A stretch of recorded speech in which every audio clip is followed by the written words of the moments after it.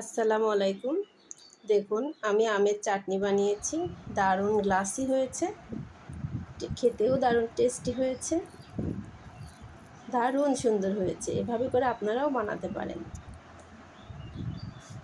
আমি দেখুন এভাবে রোলের মতো করে কেটে নিয়েছি এবং ছোট ছোট টুকরা করে কেটে নিয়েছি, দারুণ টেস্ট হয়েছে। এরকম করে আপনারাও বানাতে পারেন। চলুন দেখে নিই এটা আমি কীভাবে বানালাম। আমি প্রথমে কিছু আধা পাকা আমকে ছুলে ধুয়ে এটাকে সেদ্ধ করে নিয়েছি একটু লবণ দিয়ে। এটাকে ভালো করে সেদ্ধ করে নিতে হবে অনেকটা টাইম ধরে। তারপর আমি এটাকে চামিচ দিয়ে একটু ডাল ঘন্টির মতো করে ঘন্ট করে দিয়েছি, যেমন দলা দলা না থাকে। দলা দলা থাকলে জেলিটা ভালো হয় না, সেজন্য আমি ভালো করে সেদ্ধ করে এটাকে ঘন্ট করে নিয়ে এবং ছাকনা দিয়ে ছেঁকেও নিয়েছি। ছোট একটি ফোঁটাযুক্ত কাপড় দিয়ে একটু ভালো করে ছেঁকে আঁশগুলোকে বের করে নিলে জেলিটা ভালো হয়, গ্লাসি গ্লাসি হয়। দেখুন শরীরের জন্য ভীষণ ভালো এই আম, সারা বছর রেখে খেতে পারেন। আমি এখন এটার ভিতরে একটু চিনি, 1 কাপ পরিমাণ চিনি অ্যাড করে দিলাম। আমার আমটা মিষ্টি ছিল সেজন্য একটু কম দিয়েছি। তারপর নেড়ে চেড়ে মিশিয়ে ভালো করে জ্বালিয়ে নিতে হবে।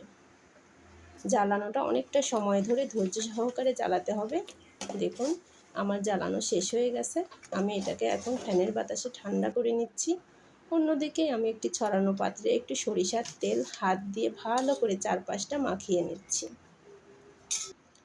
তারপর আমার এটাকে ফ্যানের বাতাসে ঠান্ডা হয়ে যাওয়ার পরে আমি এই ছড়ানো পাত্রটাতে দিয়ে দিচ্ছি।